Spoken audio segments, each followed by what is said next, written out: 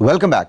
కార్మిక క్షేత్రం రామగుండం నియోజకవర్గంలో ఆ ఇద్దరు నాయకుల మధ్య ఎందుకు పొసగడం లేదు? మేయర్ సై అంటే ఎమ్మెల్యే నై అని ఎందుకు అంటున్నారు?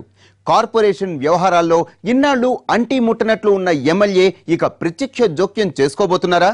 ఇద్దరి మధ్య పోరు పార్టీ కొంప ముంచుతుందా?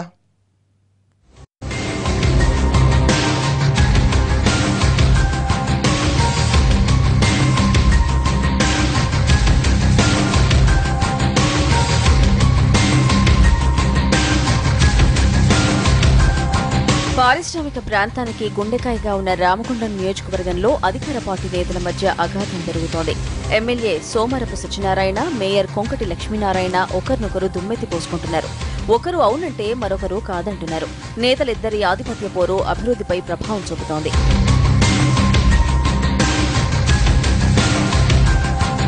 రామగుండం కార్పొరేషన్లో మెజారిటీ స్థానాల్ని గెలుచుకున్న మేయర్ పీఠాన్ని దక్కించుకోలేకపోయింది కాంగ్రెస్ పార్టీ. కీలకమైన ఇండిపెండెంట్ కార్పొరేటర్లని కలుపుకొని టీఆర్ఎస్ మేయర్ స్థానాన్ని కైవసం చేసుకుంది. స్వతంత్ర కార్పొరేటర్లకు నాయకత్వం వహించిన కొంకటి లక్ష్మీనారాయణ టీఆర్ఎస్ తీర్థం పుచ్చుకొని మేయర్ అయ్యారు. ఈ ఎపిసోడ్లో కొంకటికి ఎమ్మెల్యే సోమరపు సత్యనారాయణ సహకారం లభించింది. మొదట్లో ఇద్దరూ చెట్టాపట్టాలేసుకుని తిరిగారు. కొన్నాళ్లు సంఖ్యగానే ఉన్నా తర్వాత ఎడమొహం పెడమొహం అయ్యారు. తాను నియోజకవర్గంలో లేనప్పుడు అభివృద్ధి కార్యక్రమాల ప్రారంభోత్సవాలు, శంకుస్థాపనల విషయంలో మేయర్పై ఎమ్మెల్యే అసంతృప్తి చెందినా తర్వాత సయోధ్య కుదిరింది.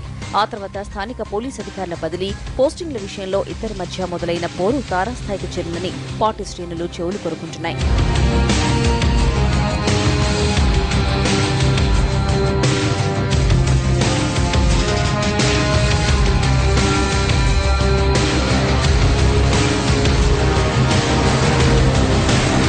ఒకే పార్టీల్లో బద్ధ శత్రువులా మారిపోయారు ఇద్దరు నేతలు. నువ్వంతంటే నువ్వెంత అన్నట్లు పరిస్థితి. రామగుండం నగరంలో టీఆర్ఎస్ రెండు వర్గాలుగా చీలిపోయింది. మేయర్ లక్ష్మీనారాయణ ఎమ్మెల్యేని వదిలి పెద్దపల్లి ఎంపీ బాల్కా సుమన్ కు దగ్గరై తనకంటూ ఓ వర్గాన్ని మెయింటైన్ చేస్తున్నారు. పార్టీతో పాటు పట్టణ అభివృద్ధి పనుల్లో ఇద్దరి మధ్య ఆధిపత్య పోరు బయటపడుతోంది. ఇటీవల కార్పొరేషన్ స్టాండింగ్ కమిటీ ఎన్నికల్లో బలమున్నా గెలవలేకపోయింది టీఆర్ఎస్. పట్టుమని 10 మంది కార్పొరేటర్లు కూడా లేని కాంగ్రెస్ విజయం సాధించింది.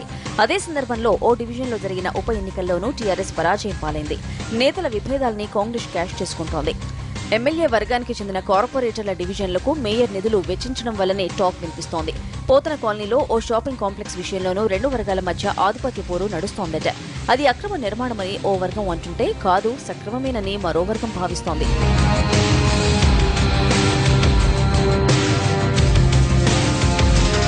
రామగుండం కార్పొరేషన్ పనితీరుపై మొదటి నుంచి ఎమ్మెల్యే అసంతృప్తిగానే ఉన్నారట. కార్పొరేషన్ అనుకున్న స్థాయిలో పనిచేయకపోగా అవినీతికి కేంద్రంగా మారిందని ఎమ్మెల్యే భావిస్తున్నారట. పోచమ్మ మైదానంలో ఆక్రమణలు, కార్పొరేషన్ కొత్తగా నిర్మించిన షాపింగ్ కాంప్లెక్స్ ఖాళీగా ఉండిపోవడానికి మేయర్ వర్గమే కారణమని ఆయన భావిస్తున్నారట. అయితే కార్పొరేషన్ పాలనలో ఎమ్మెల్యే జోక్యాన్ని మేయర్ వర్గం ఆక్షేపిస్తోంది. దీంతో కొంతకాలంగా కార్పొరేషన్ వ్యవహారాలతో అంటిముట్టనట్లుంటున్నారు ఎమ్మెల్యే. అయితే రెండు వర్గాల మధ్య ఇటీవలి కొన్ని పరిణామాలతో ఇన్నాళ్లు నివురుగప్పిన నిప్పులా ఉన్న ఆధిపత్య పోరు వీధిన పడిపోతుందని సంకేతాలిస్తోంది.